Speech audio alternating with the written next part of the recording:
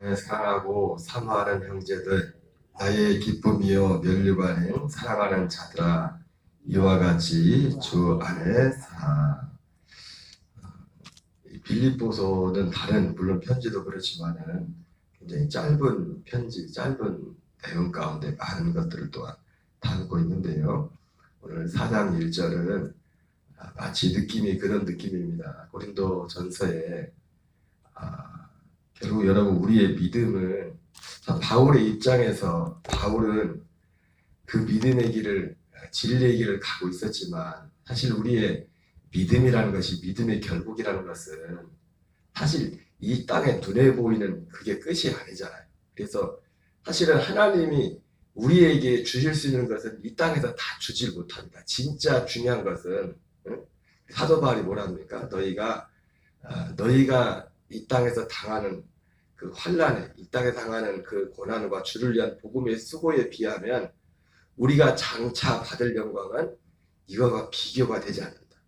바울은 어떻게 보면은 사실 그걸 봤지 않습니까? 보고 실제로 그리스도 안에서 생명 안에서도 그것을 누리고 있을 뿐만 아니라 실제로 하나님의 계시로 셋째 하늘에 가서 그런 영광들을 장차 그런 것을 그는 분명히 봤기 때문에 그가 이 땅의 것들을 배설물로 여기고 그렇게 갈 수 있었던 이유가 남들이 보지 못한 것을 보고 듣지 못한 것을 들었기 때문에 그의 삶을 그렇게 초계와 같이 그의 삶을 주님의 복음을 위해서 들을 수 있었던 것이고 방금 말씀드린 것처럼 우리가 이 땅에서 이 복음을 위해서 수고하는 그 수고에 비하면 진짜 저는 사실 부끄럽지만은 곰곰이 혼자 생각해 볼 때가 있어요. 내가 하나님 앞에 갔을 때 받을 게 있을까? 받은 것, 주님을 위해서 뭘 했다기보다도 주님으로 인하여 받은 게 더 많은 것 같아가지고 훨씬 항상 제 마음속에는 그런 마음이 있어요. 어쨌든 바울 입장에서 볼 때 바울은 사실은 이 복음을 위해 실제로 그의 삶이 우리 일반 보통 사람들에 비하면 모든 것을 정말 다 버리고 주님을 따랐던 사람이고 복음을 수고했던 사람이지만 그럼에도 불구하고 한계는 뭡니까? 하나님도 그렇지만은 이 땅에 있는 동안에 하나님이 우리에게 줄 수 있는 모든 것을 다 주지 못합니다.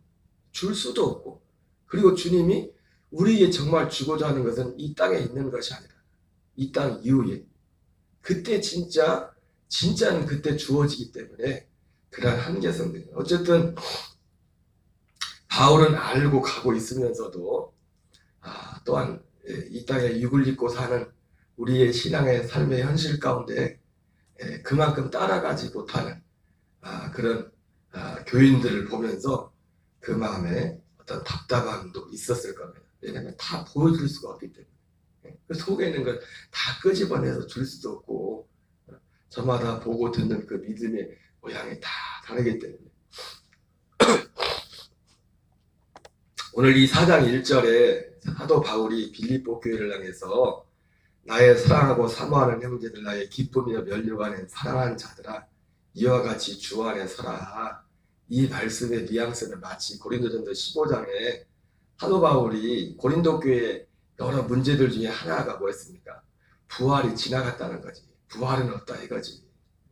그것이 팽배에 있었지 않습니까? 그래서 사도 바울이 부활 간증을 한 겁니다. 부활하신 주님을 만난 12 제자들과 그리고 500여 명의 형제들 지금도 살아있는 지금도 사도 바울이 그 편지를 쓰고 있는 동안에 부활하신 주님을 만난 사람들이 실제로 살아있어 그리고 만삭되지 못한 자기에게도 부활하신 주님이 나타났다 그렇게 사도 바울이 고백을 하면서 고린도전서에서 여러 가지 말씀들을 하지만 결국 마지막에 뭐합니까? 너희 수고가 주 안에서 헛되지 아니하리라. 너희들 흔들리면 안 된다. 여러분들 흔들리면 안 됩니다. 여러분들의 수고가 주 안에서 헛되지 않을 겁니다. 결코 헛되지 않습니다. 그 얘기를 하고자 사실은 그 부활에 대해서도 여러 가지 전에 하지 않았던 내용들까지 얘기하면서 고린도 교인들에게 편지를 쓰는 겁니다. 이 4장 1절도 뭐 그 정도의 뉘앙스는 아니겠지만은 사도 바울이 그 앞에서 3장 18절부터 21절까지 말씀하면서 많은 사람 사도 바울이 안타까웠던 것이 참 우리가 그래서 항상 하는 말씀에 진짜 참 믿음을 따라가는 길은요 생각보다 쉽지가 않아요. 이 빌립보서를 쓸 때 사도 바울이 쓸 때도 불과 이 복음을 전하기 시작한 지 20년도 채 되지 않았는데 20년이 뭡니까? 보통 이거 63년쯤에 빌립보서가 쓰여졌다고 하는데 사도 바울이 1차 선교를 안디옥교에서 첫 출발했던 게 47년도 그 정도 되니까 15년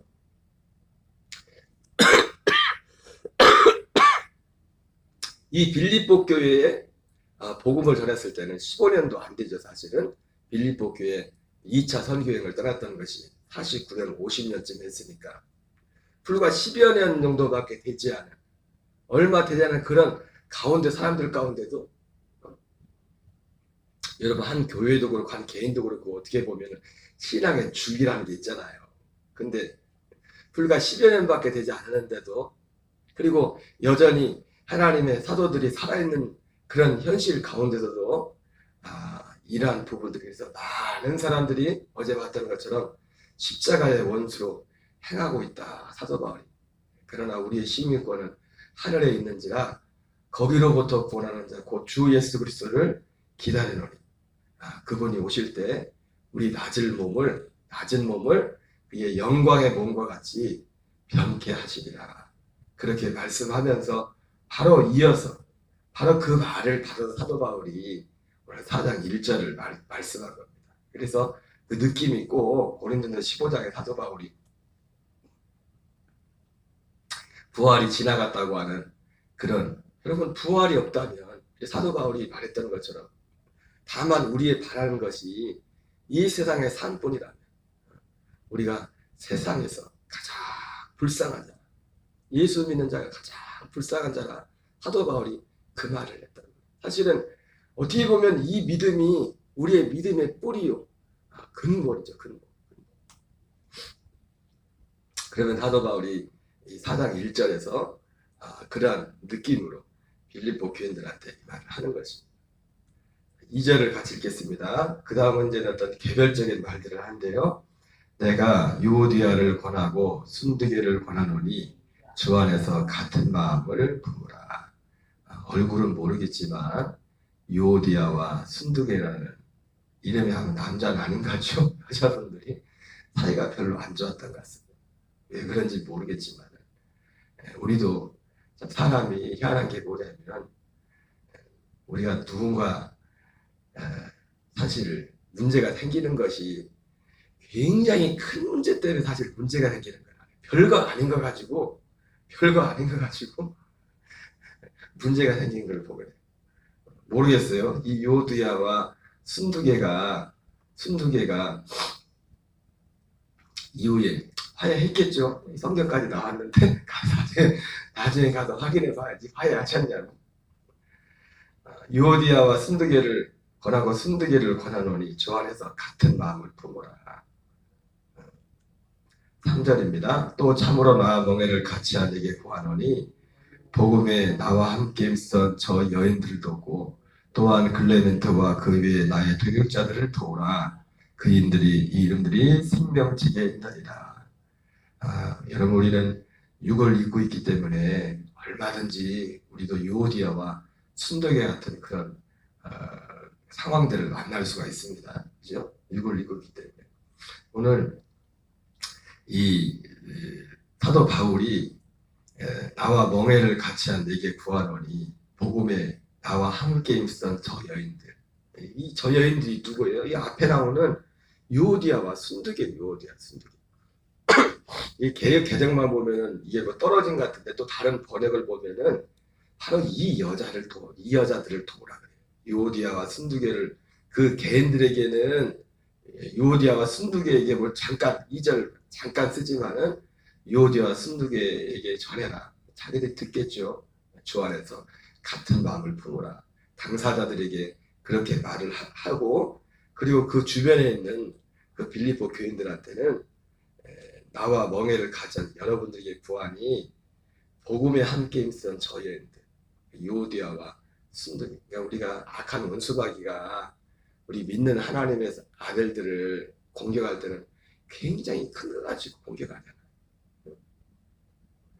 제가 무슨 계기로 말씀드렸지만 그렇게 성령 충만하고 기도 안 하는 분들이 김장하다가 시험 든다고 김장하다가. 그래서 이제 우리의 믿음은 그 정도는 그냥 넘어갈 수.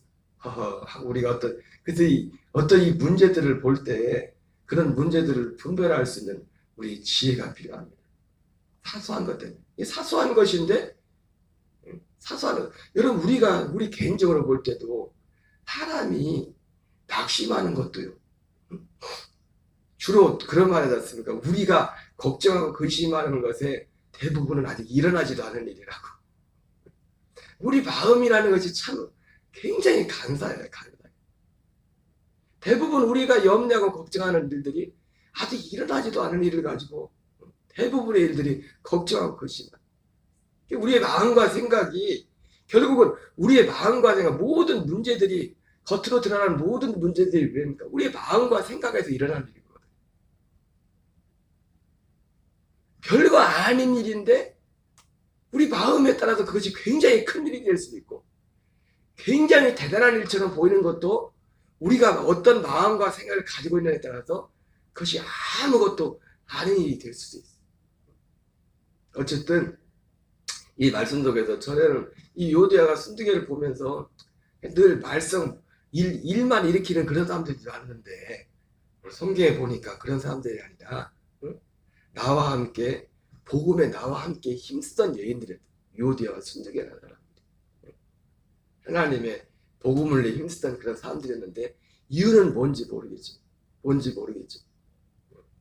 여러분, 우리는 항상 하나님의 교회가 하나님의 한 목적을 향해 가는 데 있어서 이 부분을 항상 염두에 둬야 됩니다. 우리가 저 여인들을 놓고 또한 글레멘트와 그의 나의 동역자들을 도우라. 그 이름들이 생명책에 있느니라. 심지어 이 사람들의 이름이 생명책에 있다고. 글레멘트와 그의 나의 동역자들 뿐만 아니라 유오디아와 순두개, 이 사람들도 생명책에 있다. 이렇게 말씀하고 있습니다. 4절 계속 있습니다. 주 안에서 항상 기뻐하라. 내가 다시 말하오니 기뻐하라. 여러분, 오늘 한날도 주 안에서 기뻐하시기 바랍니다. 우리가 우리의 진정한 기쁨은 그리스도 안에, 그리스도의 생명 안에만 있는 있습니다. 그걸 빼앗기면 안 돼요. 5절 너희 관영을 모든 사람에게 알게 하라. 주께서 가까우시니라. 저와 여러분들의 관영을 모든 사람들이 알 수 있는 그런 은혜가 있기 바랍니다. 6절 7절 있습니다.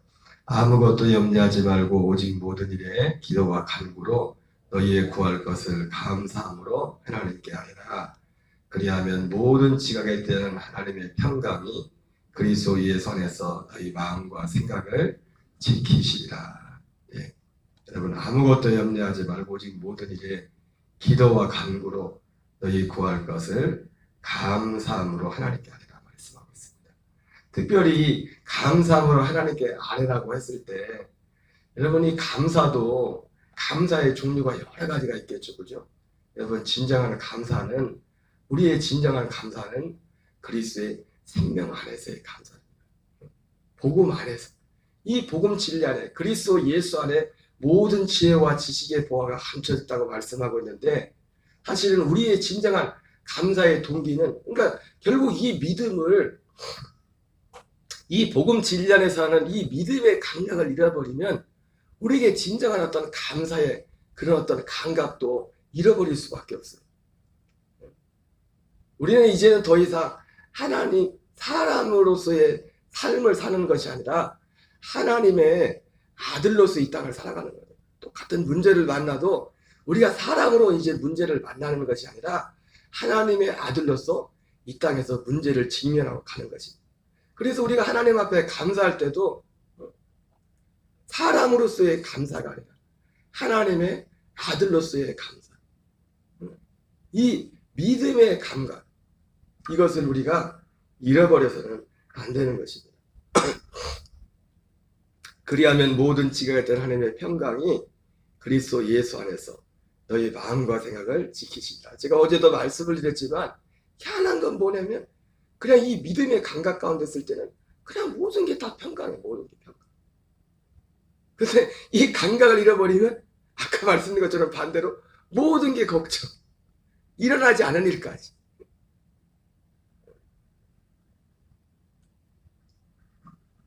8절이 있습니다. 끝으로 형제들아 무엇에든지 참되며 무엇에든지 경건하며 무엇에든지 오르며 무엇에든지 정결하며 무엇에든지 사랑받을 만하며 무엇에든지 칭찬받을 만하며 무슨 덕이 있든지 무슨 기름이 있든지 이것들을 생각하라. 너희는 내게 배우고 받고 듣고 본 바를 행하라. 그리하면 평강의 하나님이 너희와 함께 계시리라. 10절부터는 사도 바울의 개인적인 감사 인사입니다. 감사 인사인데 다른 것이 아니라 특별히 빌립보 교회는 다른 여러 교회들이 있었지만 적어도 이 성경에 기록된 확인된 바로에 의하면 사도 바울이 이 복음 선교 사역을 하는 데 있어서 재정적인 많은 후원을 했던 많지 않은 교회 중에 하나였던 것을 보게 됩니다. 그렇죠? 여러 가지 도울 수 있지만 그러니까 이걸 보면서 다시 한번 느끼게 되는 것이 물론 바울은 그런 어떤 마음들이 그런 속내가 그런 마음이 전혀 여기에 없지만은 참 다시 한번 선교지에 가 있는 선교사님들 저희도 뭐 선교사님들을 뭐 그렇게 잘 돕는 것도 아니지만 그냥 마음에 품고 그냥 기도만 하는 그런 수준이지만 가끔씩 이제 선교지에서 오는 편지를 이렇게 받아보면 유독 이런 재정적인 부분 물론 선교사님들도 어떤 선교사님들은 뭐 자녀들 다 크고 나서 나이가 좀 이제 있으셔서 두 분만 홀가분하게 선교지에 가 계시는 분도 계시고 선교의 그 선교지의 상황이 다 다르지만은 또 어떤 선교사님들은 유독 늘 받을 때마다 이 재정적으로 항상 보면 그 선교사님 어떤 선교사님은 항상 편지를 받을 때마다 꽉 빠지지 않는 부분이 다른 분들도 그런 부분이 없잖아 있지만은 참 재정적으로 많이 어려운가 보다. 그런 것을 항상 거의 느끼는 그런 선교사님들도 계시고 아마 바울도 이걸 보면은 사실은 사도 바울 같은 하나님의 참 위대한 사도도 선교 사역을 하면서 재정적으로 참 쉽지 않았던 것 같아요. 그도 그럴 것이 이 편지에 적어도 편지에 확인된 걸 보면은 지금 지났으니까 우리가 생각할 때는 사도 바울을 막 이렇게 하지. 그때 당시는 바울이 지금과 같은 그런 입지가 못 됐죠. 사도 바울이라는 사람이. 사실은 지금이니까 우리가 바울을 사도라고 이름을 붙여주지. 그때는 사도라고도 말 안 했을 사람들이 오히려 지금 완전히 이거 어디서 사도는 12명의 제자들만 사도라고 했지. 그래서 고린도후서 11장에 보면은 사도 바울이 스스로 자기 사도권을 변호하지 않습니다. 내가 12사도는 아니지만은 내가 어떤 사람들 못지않게 내가 하나님 앞에 그런 정도였지. 실제로 어쨌든 바울의 이 선교 사역에도 내색은 안 했지만 바울의 사역 가운데도 이런 재정적인 어려움이 많이 있었던 거예요. 또 그렇게 생각처럼 그렇게 사도 바울의 선교 사역에 재정적으로 그렇게 충분하게 돕는 그런 사람들이 의외로 그런 교회들이 그렇게 많지 않았던 것 같은 그런 느낌을 받게 됩니다. 우리 10절 읽겠습니다. 내가 주 안에서 크게 기뻐함은 너희가 나를 생각하던 것이 이제 다시 싹이 나느니 너희가 또한 이를 위하여 생각은 하였으나 기회가 없었느니라. 물론 그 고린도 교회 같은 경우도 고린도서에 보면은 어떻게 얘기를 듣고서 빌립보 교인들 마게도냐 사람들이 했던 걸 아마 사도 바울이 가면서 얘기했겠죠. 제 목사님들이 집회 다니면서 여기 있었던 얘기 이렇게 얘기하는 거 그러면 서로 이게 자극을 받듯이. 그래서 나중에 보면 고린도 교회 같은 경우도 빌립보 교회에 자극을 받아서 야 우리도 사도 바울 목사님을 도와줘 해가지고 사도 바울이 나중에 고린도후서를 쓰면서 내가 여러분들에 대해서도 마게도냐는 빌립보 교회를 말하는 거거든요. 마게도냐에 있을 때 그런 얘기를 듣고 여러분들도 그런 얘기를 내가 했으니까 혹시라도 모르니까 사람들 갈 때 미리 좀 준비하고 있으라. 내 말이 뻥이 되지 않게 미리 좀 준비하고 있으라. 뭐 그런 얘기도 하지 않습니까? 다시 싹이나미니 너희가 또한 이를 위하여 생각을 하였으나 기회가 없었느니라. 내가 궁핍함으로 말하는 것이 아니라 어떠한 형편인지 나는 자족하기를 배웠노니 나는 비천에 처할 줄도 알고 풍부에 처할 줄도 알아. 모든 일 곧 배부름과 배고픔과 풍부함과 궁핍에도 처할 줄을 아는 일체의 비결을 배웠노라. 내게 능력 주시는 자 안에서 내가 모든 것을 할 수 있느니라. 바울이 오늘 새삼스럽게 이 빌립보 교회들에게 이 부분을 다시 말하면서 감사하면서 또 이 빌립보 교회를 축복하는 것을 보게 됩니다.